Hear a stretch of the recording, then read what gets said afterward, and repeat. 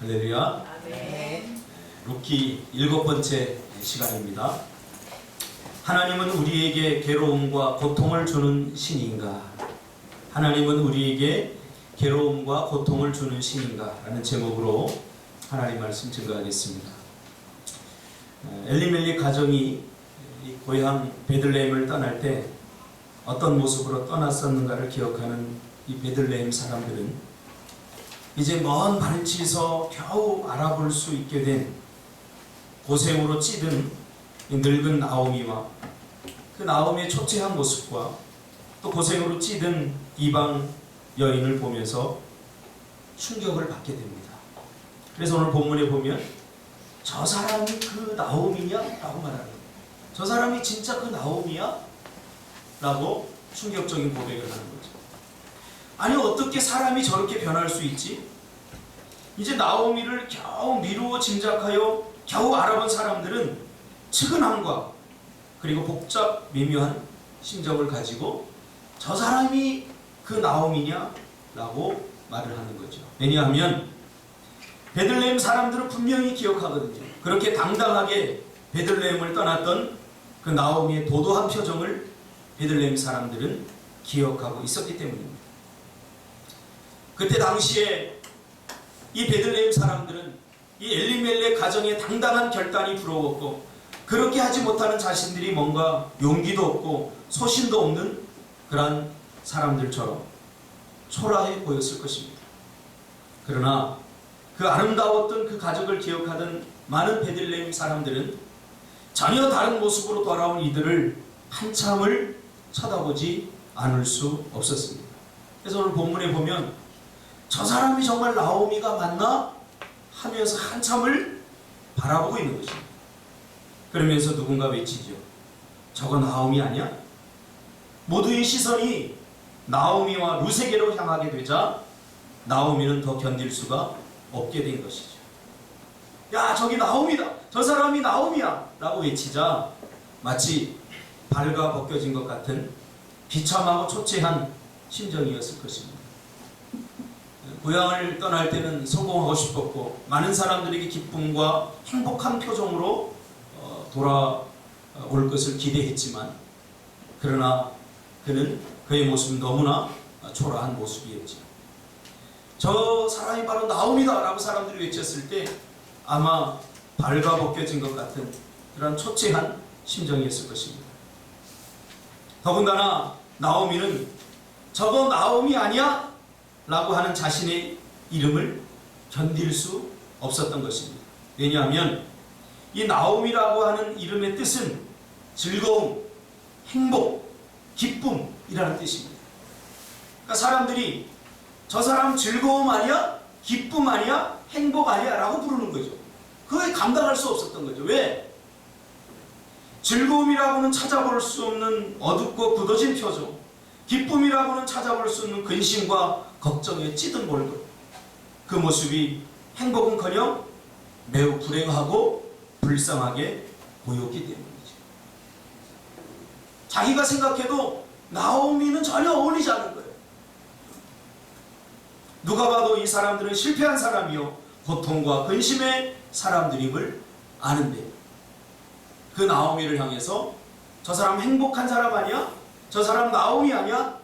라고 말하는 그것을 감당할 수 없었던 것이에요. 그래서 그 이름이 주는 역설을 견디기 힘들었던 나오미는 더 이상 나오미라고 부르지 말라 라고 부탁을 합니다.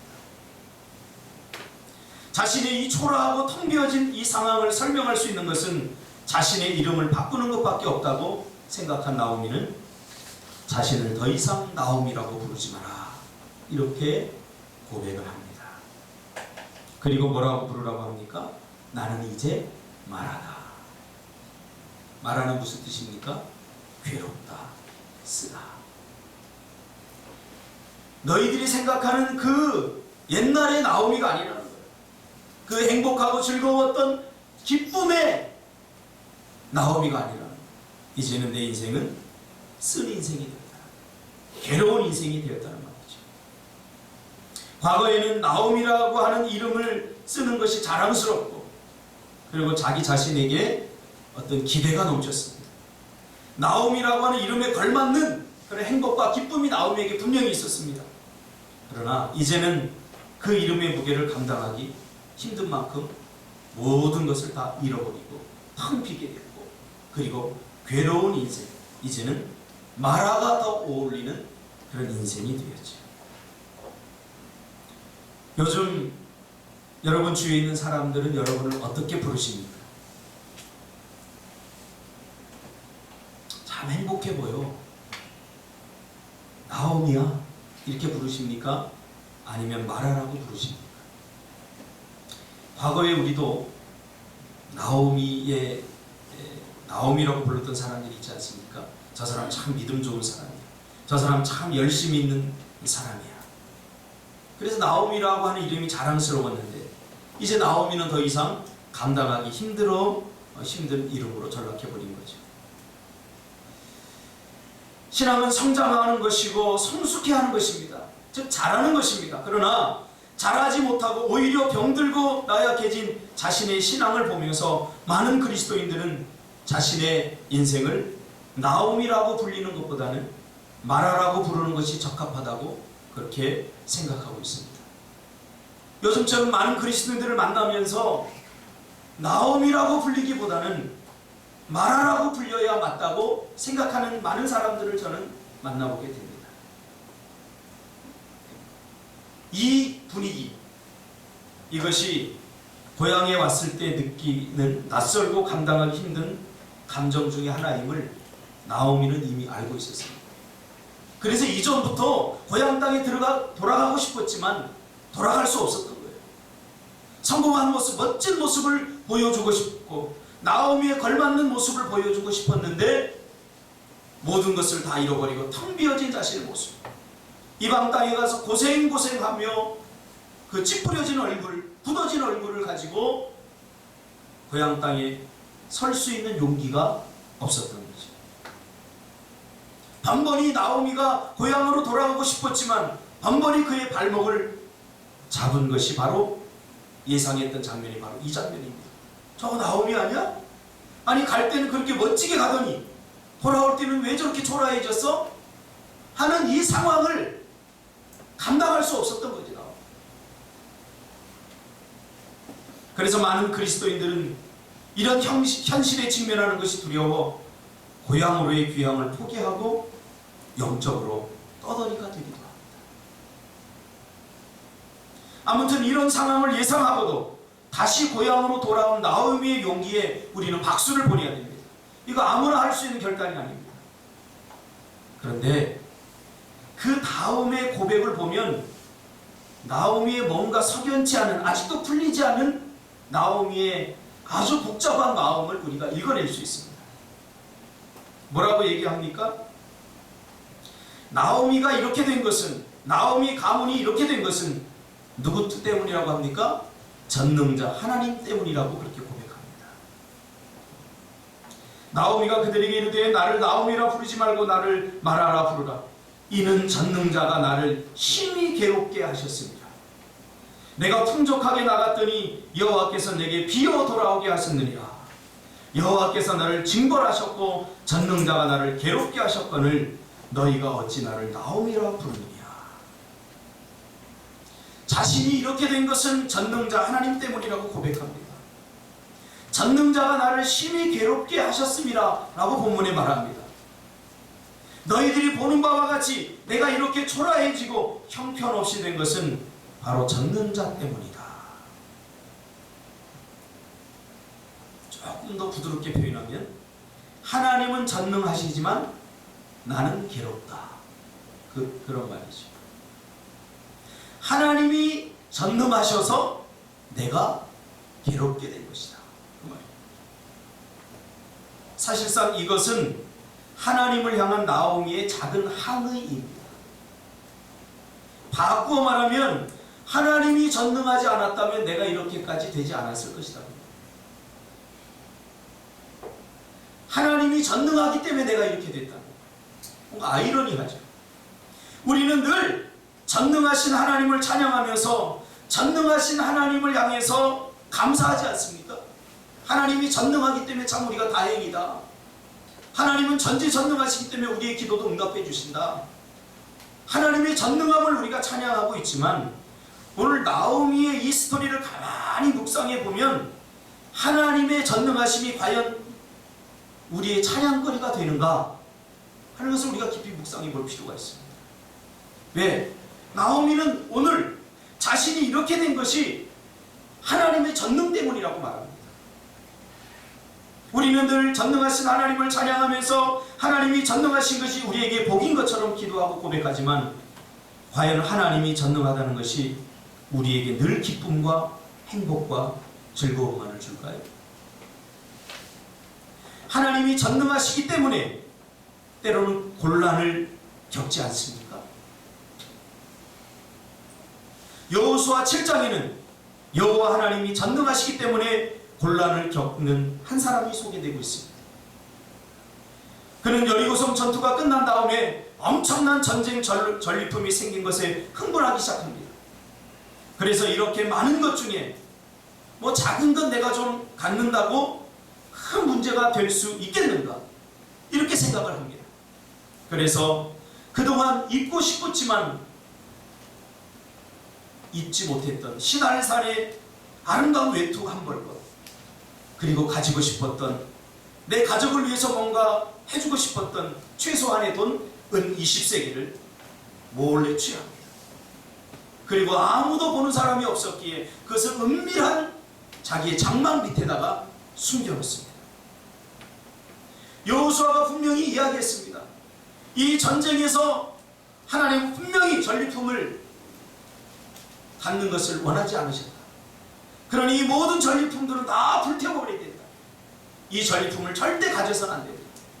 여호수아는 이스라엘 백성들을 12지파를 모아놓고 장로들을 모아놓고 이스라엘 백성 전체를 모아놓고 절대로 전리품을 가져서는 안 된다고 거듭거듭 부탁했지만, 그러나 이 사람은 몰래 그 전리품을 훔쳐서 자기의 장막 가장 은밀한 곳, 아무도 보는 사람 없을 때 거기다 은밀하게 갖다 놓습니다.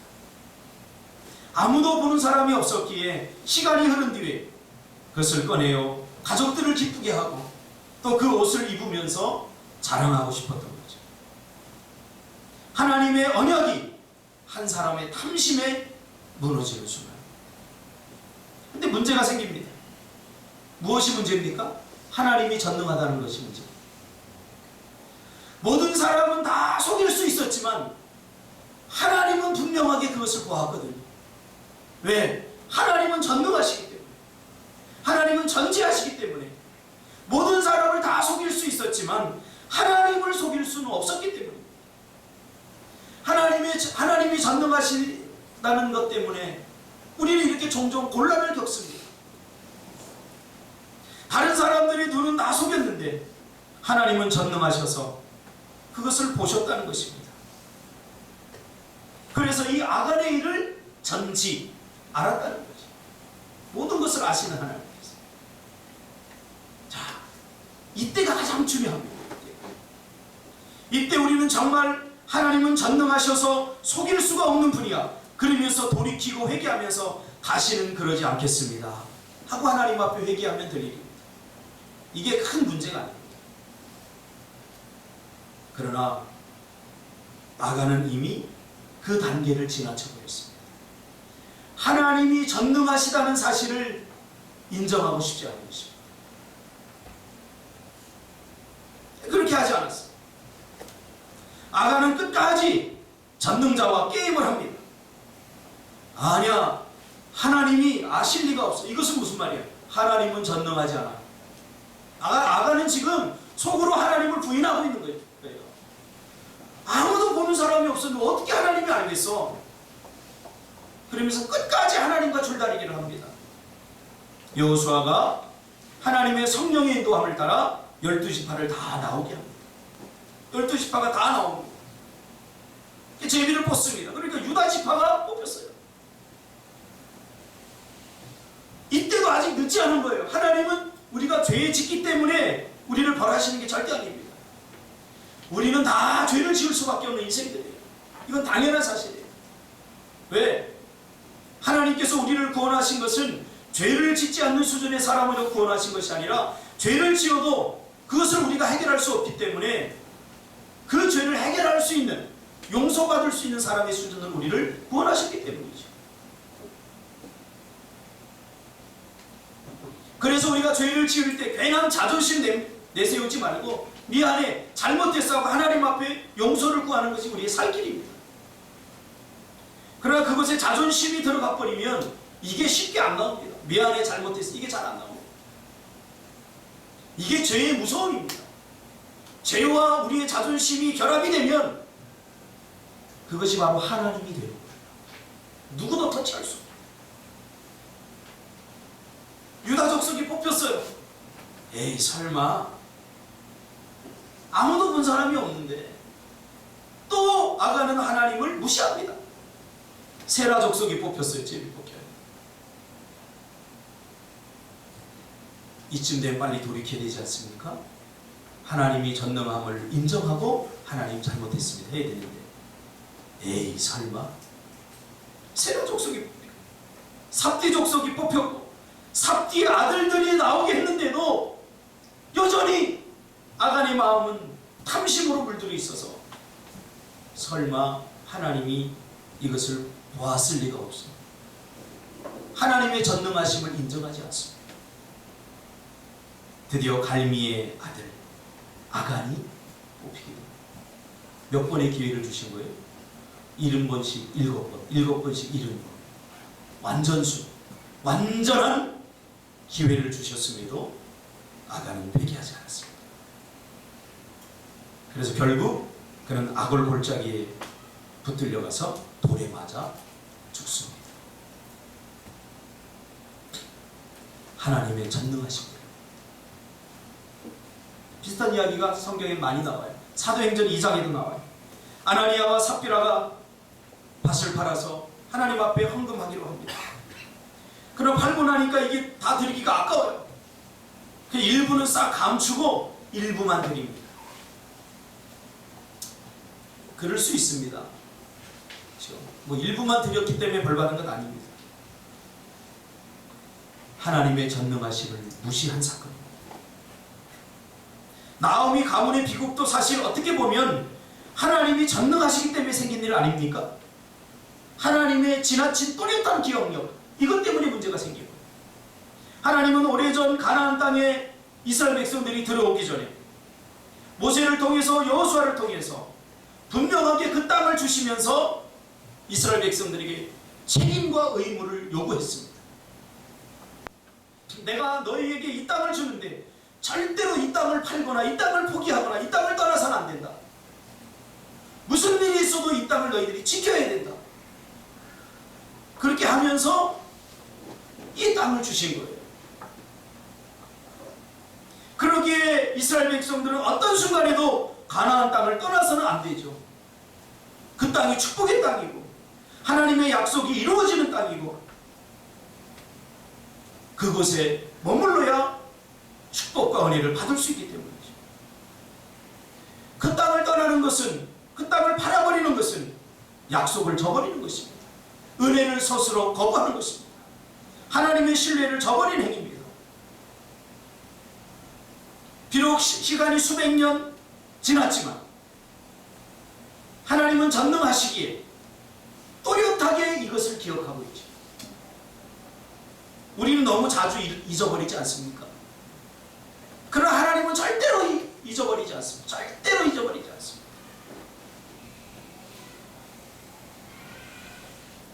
가끔 예전에 어머니가 책을 사라고 돈을 주시면 어머니에게 3,000원이야 라고, 어머니 3,000원입니다 책 하고 이야기를 하면 10,000원짜리를 주실 때가 있습니다. 그때 제가 학교 다닐 때는 이 10,000원이 큰 돈이었죠. 3,000원짜리 책을 사고 나면 유혹에 시달립니다. 혹시 하나님께서 우리 어머니에게 망각의 은혜를 주어서 10,000원 준 것을 잊어버렸으면 좋겠다. 그리고 그날 와서 이 돈을 바로 줘야 되는데 바로 주지 않고 주머니에 꽉 넣었다가 가만히 어머니의 눈치를 봅니다. 달라고 안 하면 잊어버리는 거다. 제발 잊어버렸으면 좋겠다. 근데 이제 그날요, 달라고 안 해요. 모세 성도님이 경험해본 모양이죠. 달라고 안 해요. 달라고. 아차! 근데 이 마음속에 또 어떤 생각이 드냐면, 하루 정도는 잊어버릴 수 있지 않을까? 내일까지 이거 기억 못하면 이 돈은 2,700원은 내 거야. 이걸 가지고 내가 뭣도 하고 뭣도 하고 뭣도 해야 되겠다. 잔뜩 기대를 합니다. 그래서 종종 어머니의 돈을 떼먹은 적이 있습니다. 우리도 하나님 앞에 종종 하나님이 좀 기억하지 않았으면 좋겠다. 하나님의 전능하시다는 사실이 우리에게 부담으로 다가올 때가 있지 않습니까?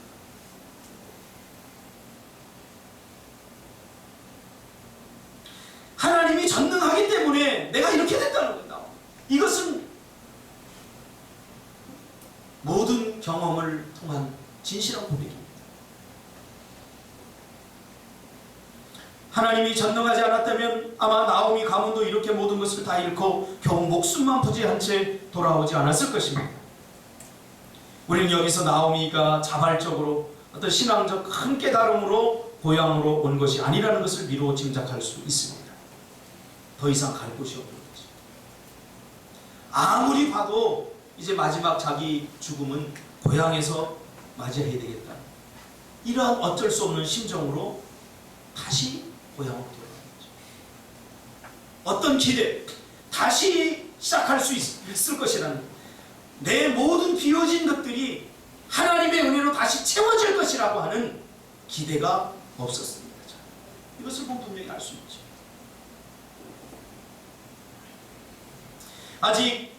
아직도 나오미는 비록 고향으로 왔지만 자신의 인생이 바뀌고 자신의 삶이 달라질 것이라는 기대가 없고 그저 어쩔 수 없이 돌아온 것임을 우리는 깨닫게 됩니다.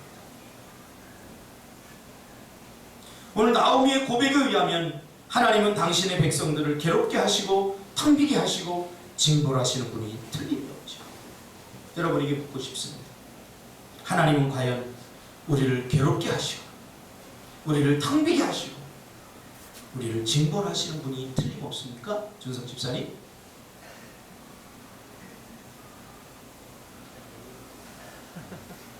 알아야지. 모르니까 그렇게 사는 거야. 알아야 돼. 오늘 나오미가 고백하잖아. 하나님 우리를 괴롭게 하시는 분이야. 하나님 우리를 텅비게 하시는 분이야. 하나님 우리를 징벌하시는 분이야. 오늘 이 본문은, 이 설교를 들으면 졸면 안 돼요. 굉장히 중요한 문제예요. 많은 사람들이 하나님을 온전히 알지 못합니다. 자기가 알고 싶은 방식대로 합니다. 다시 묻습니다. 김태환 집사님. 하나님은 당신을 괴롭게 하고 당신을 텅비게 하고 당신을 징벌하시는 하나님입니까? 무슨 이거 세례 주는 것 같아요. 세례 주는 질문. 그런 하나님입니까? 네?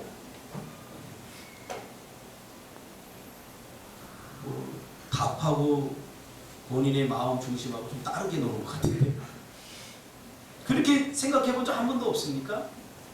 그렇게 생각해 본 적이 한 번도 없는 사람은 뭔가 깊은 묵상을 필요로 하는 사람이에요. 오늘 이 나오미의 고백은 진심이에요. 그렇잖아요, 여러분. 참겼잖아요. 사랑하는 남편을 잃고 남편보다 더 소중한 금쪽 같은 두 아들을 잃어버렸잖아요. 그리고 갈 때 가지고 왔던 땅을 팔아서 그 돈을 다 잃어버렸어요. 모든 걸 다 잃어버렸어요. 그 누가 이렇게 했다고 생각해요? 조석 집사님.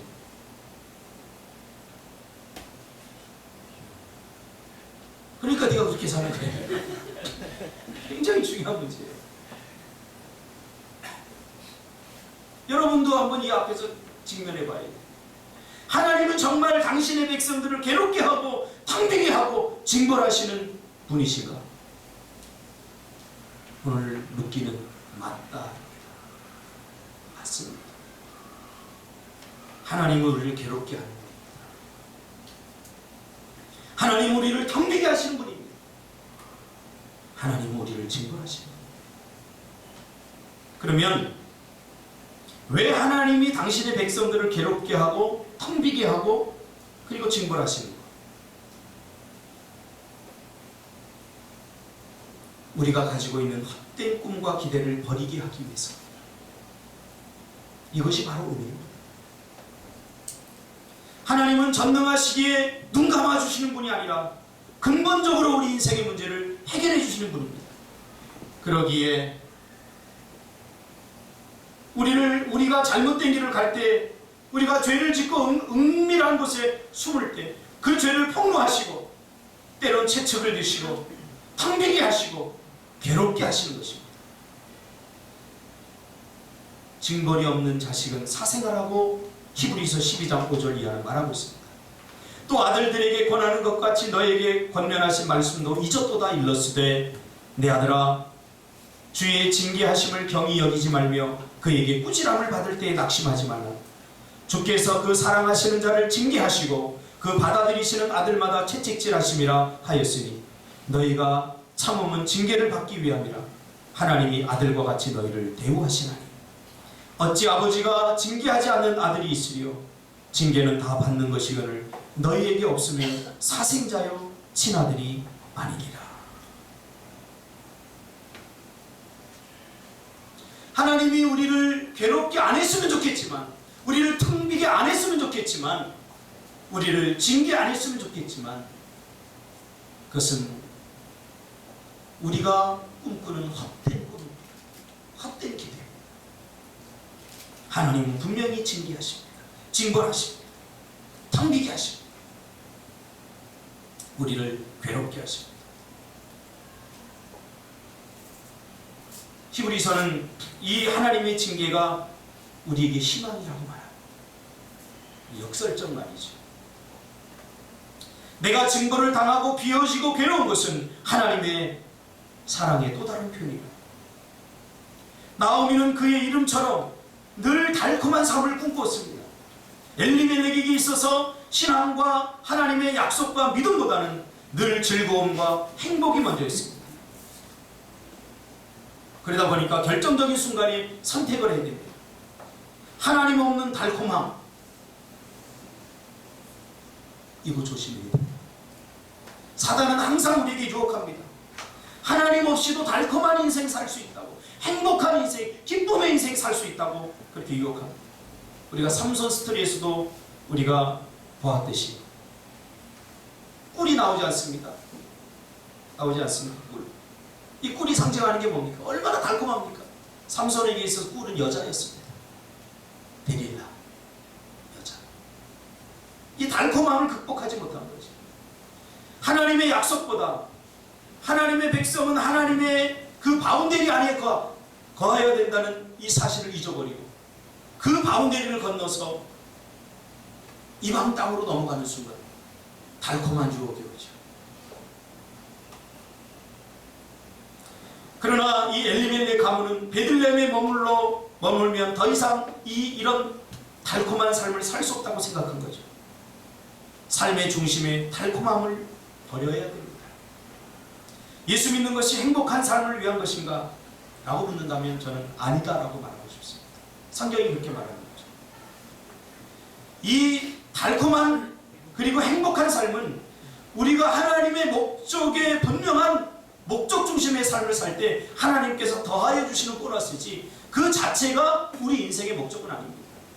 행복한 삶이 우리 인생의 목적은 아닙니다. 우리 한국교회 그리스도인들이 회개해야 될 문제입니다. 나의 행복을 위해서 하나님을 이용해서는 안 됩니다. 우리 인생의 목적은 분명히 하나님의 영광을 위하고 하나님께서 우리에게 주신 사명을 위한 삶이지, 그것이 목적이지 행복이 첫 번째가 아닙니다. 그러나 엘리멜렉 가정과 가문의 신앙의 첫 번째는 달콤함이었습니다. 나옴이었습니다. 행복과 즐거움이었습니다. 신앙생활이 늘 즐겁고 행복하고 나오미가 되는 것은 아닙니다. 그래서 때로는 고통과 어려움과 희생과 헌신을 견디고 이겨야 되는 것입니다. 생각해 보세요. 365일 늘 행복한 날만 계속됩니까?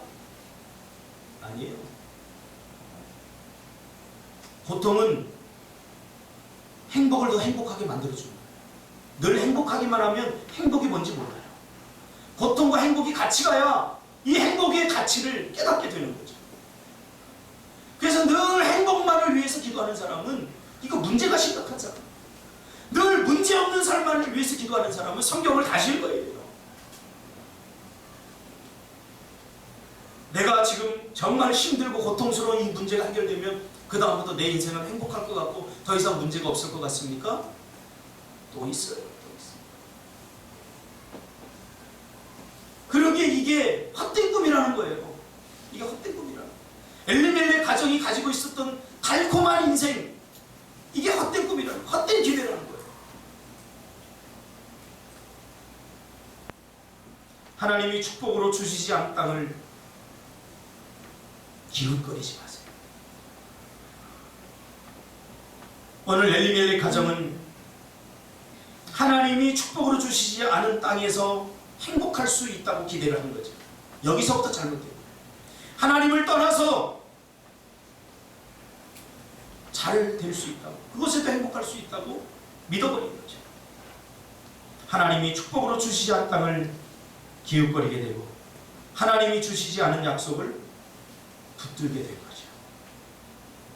이제 우리는 하나님이 당신의 백성들을 텅비게 하시는 이유를 서서히 깨닫게 됩니다. 이루어질 수 없는 꿈은 모두 달콤합니다. 그래서 하나님이 전능하셔서 내가 괴롭다고 고백하고 있는 것이죠. 그래서 나오미는 자신의 중심이 폭로되고 모든 신앙의 초라함이 드러날 때 이 모든 것은 하나님이 전능하기 때문이라고 고백하고 있죠. 쓰디쓴 고백입니다. 쓰디쓴. 자, 여기서 가장 중요한 게 있어요. 뭐냐면 하나님이 전능하셔서 우리가 괴롭고 때로는 텅 비게 되고 모든 것을 다 잃을 수 있지만 그러나 전능하신 하나님은 우리를 거기서 끝내지 않는다는 것입니다. 텅 비게 하고 징벌하고 이걸로 끝나지 않는다. 하나님은 당신의 백성들의 고통과 괴로움을 즐기시는 신이 아니라 함께 동참하며 함께 아파하며 함께 울며 모른 척하는 분이 아닙니다. 이미 예수님을 이 땅에 보내셔서 십자가의 고통을 지게 하신 것을 보면 하나님은 그 누구보다도 우리의 고통과 고난에 가슴 아파하시고 함께 우리와 동행하며 그 고통을 나누기를 원한다는 사실입니다. 이 사실을 깨닫는다면 당신의 백성들을 텅비게 하면서 하나님의 마음은 얼마나 공허할까 우리는 기억해야 됩니다. 아마 우리 부모님들은 자식들을 키우면서 아마 수백 번도 더 많이 깨달았을 겁니다. 이 아이가 잘못할 때 때리면서 마음이 얼마나 아픕니까? 막 찢어지죠. 가슴이 찢어지죠. 더 세게 때리면 때릴수록 이 마음에서 눈물이 나와요. 때리는 사람의 고통입니다. 사랑하는 엘리멜렉 가정의 모든 것을 텅비게 했을 때 하나님의 그 찢어지는 가슴, 이것을 조금이라도 이해한다면 하나님의 전능하심을 우리가 거부하거나 하나님의 전능하심 때문에 우리가 부담 가질 이유가 하나도 없습니다. 하나님은 텅 빈 채로 우리를 놔두실까요? 하나님은 우리를 괴로운 상태로 놔두실까요?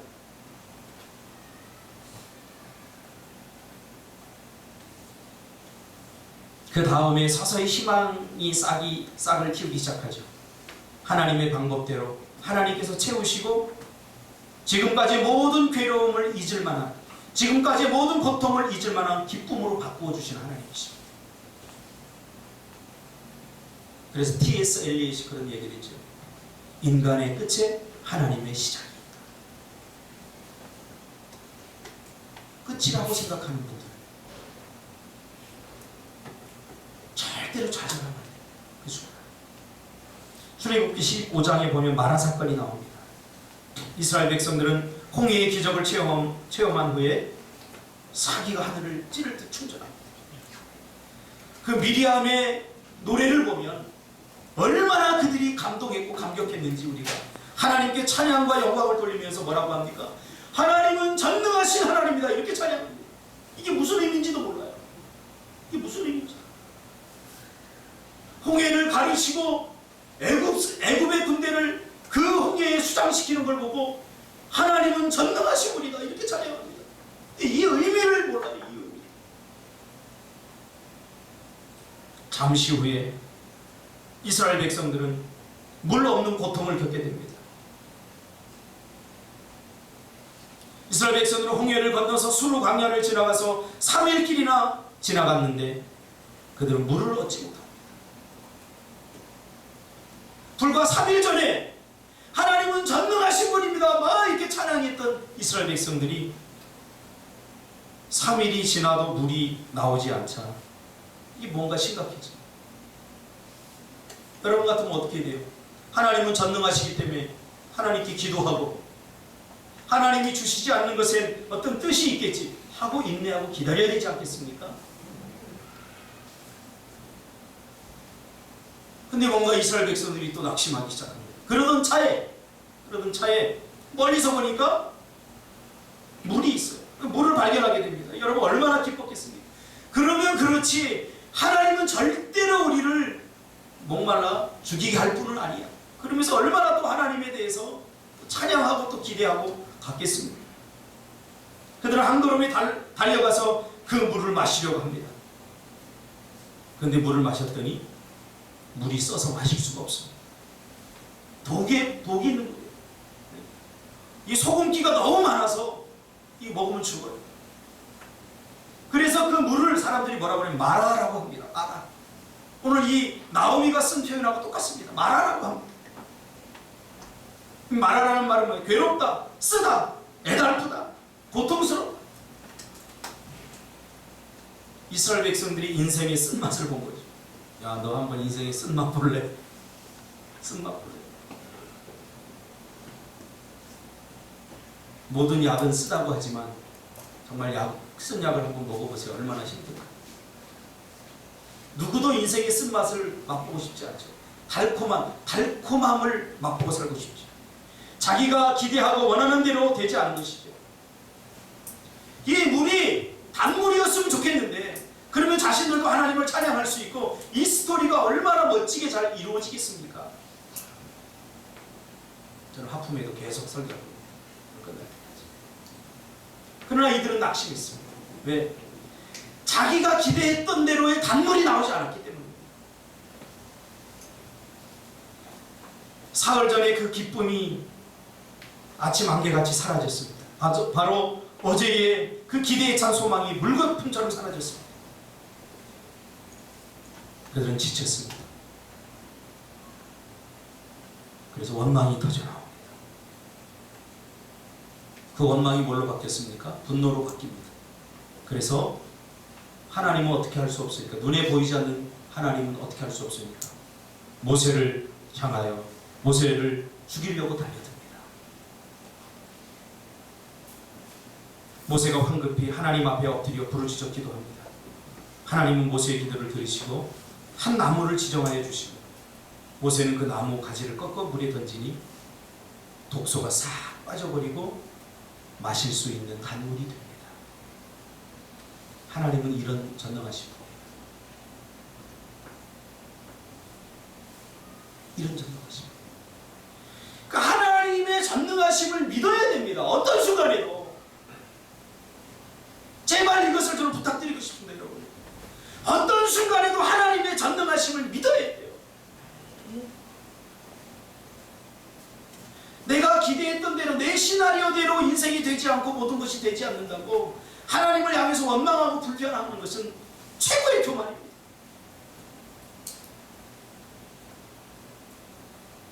이 마라 뒤에는 얼마 뒤에는 엘림이 있지 않습니까? 종려나무 70주가 있는 엘림이 있습니다. 자, 하나님의 인도하심은 참 신기해요. 마라를 겪고 그 다음에 엘림에 가서 쉬게 해요. 저는 노페인 노겐이라는 말을 참 좋아합니다. 고통 없이 얻는 것 절대 없습니다. 고통 없이 얻으려고 하는 사람들이 제일 많이 가 있는 곳이 있어요. 어딜까 주소가? 고통 없이 쉽게 얻으려고 했던 사람들이 가장 많이 가 있는 곳이 있어요. 지혜도면 지혜. 교도소. 교도소에는 대가를 치르지 않고 쉽게 돈을 벌려고 했던 사람들이 가장 많이 가 있는 곳이에요. 행복에도 대가가 필요하고요. 사랑에도 대가가 필요합니다. 철저한 자기 희생, 자기 헌신 필요합니다. 마라가 없이는 엘림의 쉼이 주어지지 않습니다. 여러분이 기억하는 하나님은 어떤 하나님입니까? 그저 잘해줄 때만 하나님의 전능하심을 찬양합니까? 아닙니다. 하나님 우리에게 괴로움과 고통을 주시는 신이십니다. 그러나 그것으로 끝내는 분이 아니라 괴로움과 고통을 기억하지 못할 만큼 큰 축복을 주셔서 그것으로 끝나지 않게 하신 분임을 여러분 믿으시길 바랍니다. 그래서 많이 돌이켜야 돼요. 잘못했습니다. 죄송합니다. 하나님 잘할게요. 이런 고백이 날마다 우리 삶 가운데 하나님의 마음을 감동하게 할 줄 믿습니다. 기도하겠습니다. 걸어가신 아버지 하나님, 오늘